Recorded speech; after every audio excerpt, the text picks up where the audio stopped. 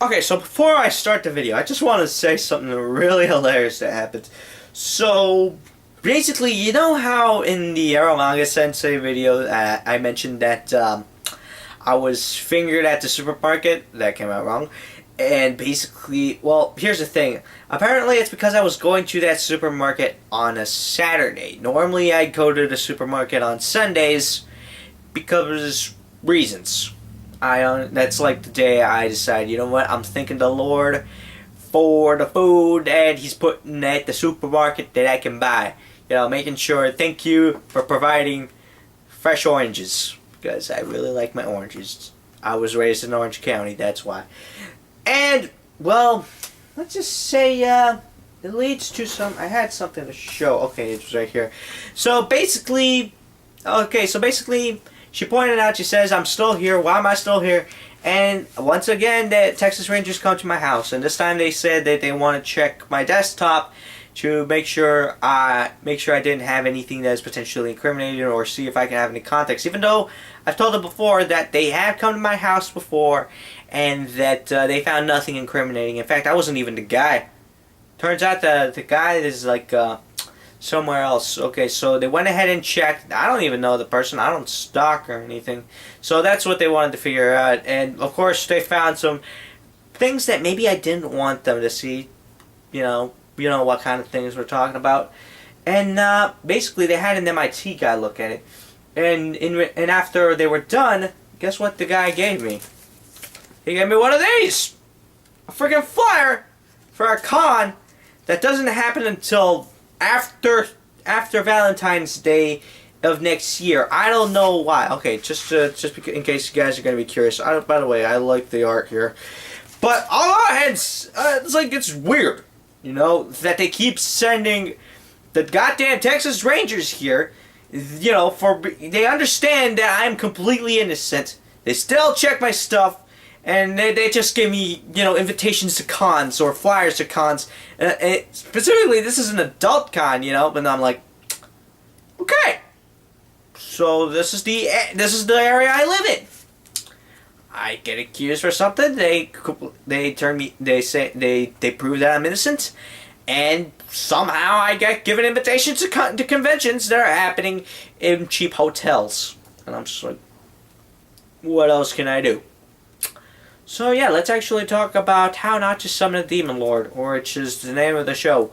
So yeah, before I get into that, however, yeah, another story. I should probably mention that typically, whenever I watch an ecchi series, or I understand that I'm probably watching it because, you know, fan service.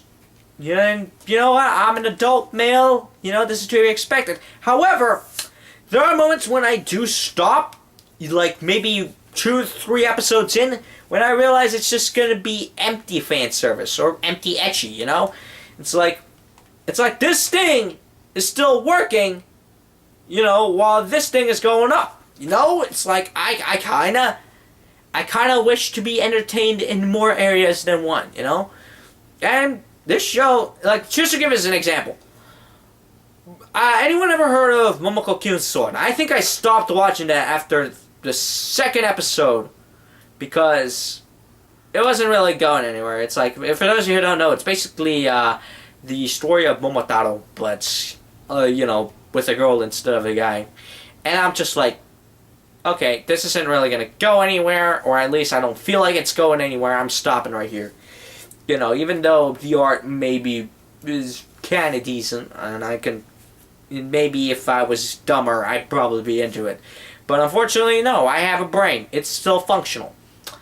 With this show, however, I guess I could kind of say it is dumb in some parts, but it is able to it has story. It actually has characters. As I mentioned before in my High Guardian Spice rant, it is actually pretty good. And let me actually go into it to say why it's good. You know? So, yeah. So, for those of you who have no idea what the heck this show is about, well, it's pretty much an isekai story. Now, we've all probably heard of it, but for those of you who don't know, it's basically a guy gets transported to another world. It's sort of basically I think we know what the basic concept. It's either a fantasy world or a sci-fi world. It's basically, if you guys have hyped for Spider-Man Into the Spider-Verse, it's kind of the same thing. Except with anime. By the way, I'm very excited for that movie, especially after the third trailer. I did not know John Mulaney was going to be playing Spider-Ham. I'm very excited. But we're not here to talk about that. We're here to talk about this. So let's get into it. So basically, it's about a guy who's stuck nothing doing playing video games. Your typical anime protagonist when suddenly he is summoned to another world. Now it turns out there were two girls who were trying to summon him, or rather were trying to summon something, and they claimed that he was going to be one of their slave to one of those girls. Only to find out that apparently the guy still retains a lot of the abilities he had in the game called cross reverie. I honestly, I'm not as I mentioned before, I'm not that into RPGs. I'm really more of a shooters guy. So as it turns out, he has something called a magic reflection ring, which basically allows him to pretty much reverse. Like if you've ever heard of that your mom gay meme, and then someone says no you, and they're like, oh crap, it's basically the no you part. And yeah, that's pretty much what ends up being. So basically, instead, those two girls end up being slaves to him. And pretty much after that, the show pretty much falls into sort of, it's like three objectives. One, find a way to reverse the slavery pact. Two, basically try to find a way to get back home. Yeah, those two are not gonna solve. And three, well, 2 out of 3 ain't half bad. I'll explain the third thing first, but let's actually get into the characters. So yeah, pretty much those are the two girls. And the first character we're going to talk about is Shetta. Now, Shetta is pretty much, at first glance, a ditz with big ears. I probably should have said, you thought I was going to say, you thought I was going to make a comment about the big tracts of land, but no, I'm talking about the ears, because, we obviously know that. So, yeah, she's pretty much your typical anime klutz, your typical, where maybe parts that should go here are down there, right here. But here's the thing. Unlike most animes, which will probably either have her, acknowledge the fact that she's not that smart, and maybe either say that she actually is, or maybe not even realize it, she does acknowledge that she's kind of dim in certain areas, and at the very least tries to improve at it. Also, apparently she's a runaway princess. She's trying to, carve a path of her own. So, she's basically at the very least, she's, I don't want to say wannabe independent woman, but at the very least, she's on the right track, unlike a lot of other people I know. So, yeah, that's one thing. So that's the first character. The second one we have is Rem, who... Okay, hang on, I need to talk to someone. Stop up! What are you... Okay, buddy? Okay, buddy, I look at this. I put you in charge for one day, and this is what you give me? You do realize we're talking about how not to summon a demon, or we're not talking about ReZero, buddy. Alright? Alright? Look, okay. I can't cut your salary because I'm paying you in food, which is basically an empty promise, since, I haven't really changed your food supply by much. But, okay, I just want you to sort of keep this in mind, that if you're going to try to pull this gag on me, at the very least, tell me so I can pretend to be surprised, instead of just pissed off, Or, was this intentional or not? That's what I want to know. Okay? That's it? Okay. I'm in the middle of a shooting, but... we'll keep this in mind. Alright? We'll have a talk after this. I don't want to have to get pissed off at you like this. Okay. So, maybe let's go to that. Oh! You did keep it in there. Okay. So yeah, we have Rem, who's your typical I don't know if it's tsundere or kudere. I don't know, but basically she's a bit more of she almost seems like she was kind of forced into partnering up with Sheta, but basically, long story short, this Rem, not just a big difference. Just to differentiate. You know, actually, you know what? I'm gonna thank you about this. This makes it a little bit easier because I can see why you made that mistake, buddy. I can see why. You know what? We're keeping it. We're keeping it. So basically, Rem from ReZero. Rem from How Not to Summon from Demon Lord. ReZero, Demon Lord. ReZero, Demon Lord. We're good? Okay. So basically, she's a bit more reserved. She seems a little bit more quiet, almost like she's sort of bothered by the company, almost a little bit, and pretty much she's condescending at times. But there is a bit of a dark secret. You know that third part I was saying? Well, eventually the guy figures out that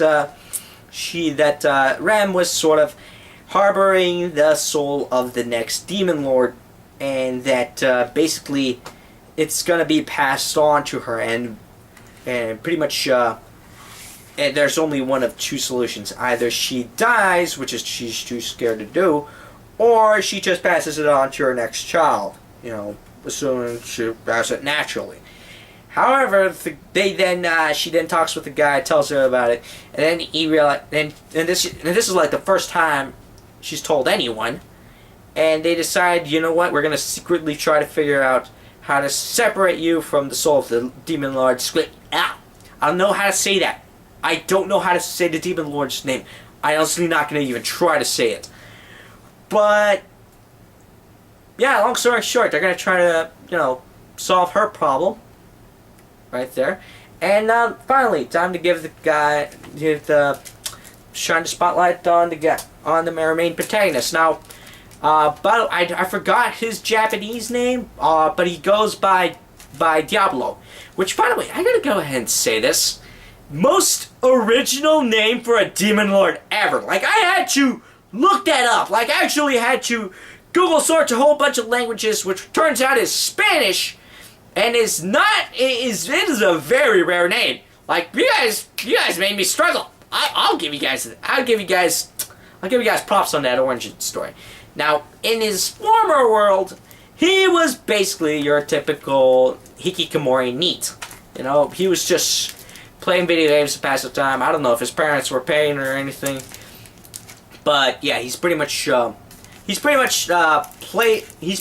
the game to the point where he's at the highest level possible, and then when he gets transferred over to the next world, a lot of that power stays with him. So he's basically OP, and he's sort of making comparisons between this world and the game, because you know there are a couple of differences that do kind of make the story a little bit more palpable, in the sense that it has some sense of realism. Not complete realism. For example, the slavery system's a little different. Like, say, it's a lot less Uncle Tom's Cabin, and a lot more, this is just, it happens. It just happens, and, you know, we don't see it in the negative light.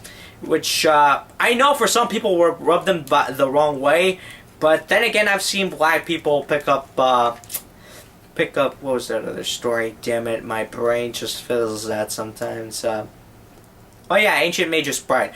It's like, I've seen black people, I've gone to the library and I've seen a black chick pick up Ancient Mage's Bride, like, no problem. Like, turns out she's read it. Like, and I'm just like, wow, it's like, weird. It's like, your ancestors kind of went through that. You know, it's not good. And then you just pick it up and you're like, wow, there's a very romantic story between Elias and Chisei. And I'm like, really? By the way, I'm allowed to say the N-word because I have a black card, apparently. Yeah, apparently some guy gave me his black card. So, yeah, I'm allowed to say that word anytime I want, so don't pull off a PewDiePie. Also, I'm Mexican, so that pretty much automatically gives me the black card.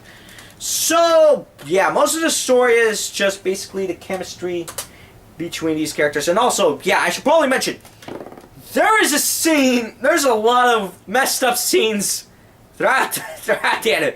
I think the most messed up one is one I would like to call the reenactment of the Hollywood Access Tour bus with Billy Bush and Donald Trump. You know which scene I'm talking about. But yeah, it doesn't go that hardcore, but that's as hardcore as it gets. And it's kind of messed up in some ways, kind of messed up in other ways. You know what I'm talking about. Now in terms of art and maybe music, it's honestly pretty average. It's not something that would completely blow my mind, but it's not something that is complete garbage either. It's honestly pretty decent, and it's mostly story based. It's more focused on the story, which honestly is pretty decent. Like the world building is a little bit more refined, and basically some of the characters are a little bit more like, aside from the main three right here, some of the other side characters are either a little bit more either gladly predictable in the sense that we kind of know how these characters are going to be, but at the very least they use them right, or honestly they throw in some kind of twist. Now this is where I go into spoiler territory, and it's because this is where I talk about what really sort of goes through my mind in terms of why this is a good story. So I'll probably put a timestamp somewhere in the comments, so you can just scroll down swipe down if you're on your phone, or swipe up. I guess you swipe up, and you just click on that button. On the comment section, you can just click on the annotated time, and that'll pretty much skip you over to my final grading score. So that'll pretty much skip you over to avoid the spoilers. So this is where I give the spoilers. So in the end, as I mentioned before, Rem has the demon lord's soul stuck inside her belly, or her womb, and they pretty much I don't want to use the word abortion because they don't technic. I don't know would you consider that an abortion? But I don't know. But basically, they pretty much, I guess it's a premature birth. That's as close as we get to it. But yeah, basically they kind of get her to sort of bring the demon lord early, and basically she's kind of the demon lord turns out to be a little girl. Now here's the thing that kind of really gets to me. The demon lord, which will go by Clem. The reason I was going to say is because they decided to just nickname her Clem, is because she proclaims that she's going to kill all the mortal races, but when she's asked why, she's kind of like, I don't really know. Huh. So eventually, however, she decides, you know what, I think it was Shella that gave her a biscuit. She enjoys it, and she's like, you know what, I'm just going to eat all the food they have available. That's what I'm here to do. And yeah, basically a change of motivation, change of heart. And that's sort of where, it's like before, it was just basically, following these characters on wacky adventures. But this year, it kind of gets into a bit more of a philosophical thing. I guess we'll go with existentialism, I guess. And when you actually do backtrace, you sort of do get a bit of an idea of existentialism in this work, or at least that's kind of the motivating factor, or sort of the main philosophy, so to speak. Now, what it basically boils down is to good and bad faith. Now, to give you the dumbed down version, it basically just means be yourself, but to give you the more detailed version, and probably the one that doesn't sound as cliche, is that basically it means the acceptance or denial of choice. Or basically saying that in the end, even if it does seem like you are completely denied of choices, you actually have a lot more. Like, say for example, if you live in an oppressive regime, you do have a couple of choices. You have the option to rebel, you have two options to conform, you have the option to commit suicide, and pretty much, yeah, you have a whole range of options. In the end, humanity is sort of cursed with freedom, in the sense that you have so many options, but you only want to choose one.